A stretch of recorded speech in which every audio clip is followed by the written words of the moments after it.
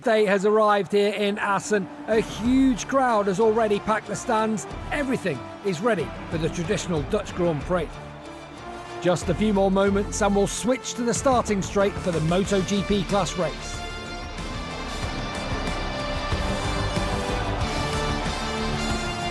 From yesterday, all hell will break loose in a few moments.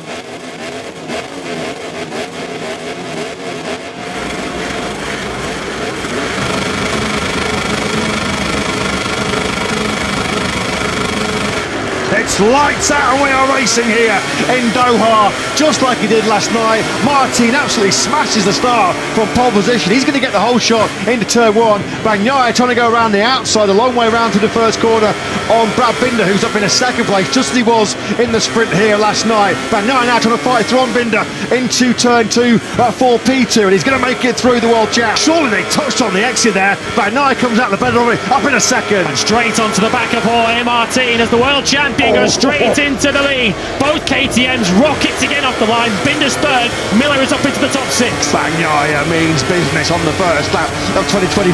Brilliant, super aggressive by the World Champ. He backs that factory Ducati into turn six. This is aggressive. I've seen Bagnaia on the opening lap of the Grand Prix for quite some time. He knew he could not let Martin get away or get into his rhythm at the front. He's so good at leading and managing the pace, isn't he, ahead of the Grand Prix? But Bagnaia has executed his plan A to perfection. That was brilliant, a statement, wasn't it, from the reigning world champion? We're worried about Aleix Espargaro. Where would he be on the first lap? He's down in 8th place now because that's Alex Marquez going through him. So it's all going wrong on the first lap for Aprilia. Aleix Espargaro is now 8th. Maverick Vinales 13th, and we all know what Trackhouse has been up to so far. Marc Marquez has wasted little time in picking off Enea Bastianini. So Marquez on a 93, but it's strange to see the 93 on anything other than a Repsol Honda, isn't it, in MotoGP? 11 years in the Premier Class, all on the factory Honda. There he is in 4th place, having already got through on the beast. That's to Gian Antonio taking Jack Miller, who's once again made a good start and starting to go backwards. Alex Marquez through on the Australian, who's now back to 7th place. That will be 8th because they're all ahead of Aleix Espargaro, who's now 9th with Pedro Acosta right behind him. Sensational first lap then for the world champion Pecco Bagnaia. He comes over the line leading lap 1 of 21 here in Qatar. Binder's going for it on the inside of Jorge Martin. He's got the slipstream. He's so confident in the front end, the turning and braking of this year's RC16. Somebody's out. It's Miller. Jack Miller's bailed out in turn 1. He went backwards, unfortunately, with an anti-wheelie problem on the electronics last night in the sprints, and he's going to be furious about that. Miller then rejoins the race right at the back of the pack, but Binder on the charge yet again. Acosta straight up the inside of the beast, and he's hit to the top 6. Oh, love it. Absolutely brilliant.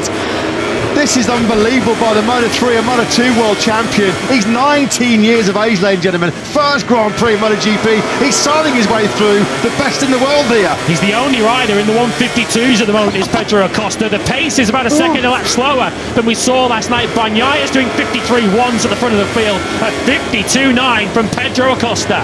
Absolutely incredible. We're already running out of superlatives, aren't we, to describe this young man. He's got until the Sachsenring to be the youngest rider to win in Premier Class history. Thought that was going to be a big ask. It might happen in the next sort of 20 minutes or so, because Pedro Acosta has just been absolutely incredible. Martin now back through into second place up the inside of Binder. That was the textbook move, wasn't it, by Martin going through turn 10. Beautifully done. Loving the work there of Martin. That was a classic move. Further back then, there's Acosta. He's going to be surely through on Alex Marquez sooner rather than later. Well, the first rider that Pedro Acosta actually passed in his MotoGP career had to be, didn't it? 8-time world champion Marc Marquez right at the start of that hectic sprint here last night. This is going to be mouth-watering, isn't it? Very soon. If Acosta can make it through on Alex Marquez, it's the old master, isn't it? The 8 times world champion. Here he goes, wasting precious little time on the inside of Alex Marquez. He's now in a Marquez sibling sandwich, isn't he? Pedro Acosta. These are the kind of battles we were hoping would rage in 2024. Marquez, the older generation, the senior statesman, against the new young blood of Pedro Acosta, who is on the charge, smelling blood here, the shark. What's all the fuss about? I thought MotoGP was supposed to be difficult, he says, as he comes through in Alex Marquez. This is a battle that many have waited years and generations to see.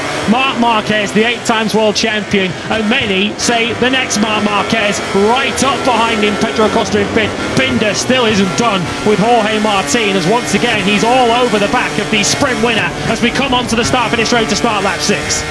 That KTM's got some proper poke this year, hasn't it? Side by side they go in the braking zone. Martin toughs it out, decelerating from nearly 365 kilometres an hour down to the second gear, 100 kilometres an hour, second gear, first corner. Looking a little bit further back, there's Pecco Bagnaia in the top left-hand corner of your screens. He's still... While we wait for the cameras to take us to the Parc Fermé to meet the stars of the race, let's take a quick look.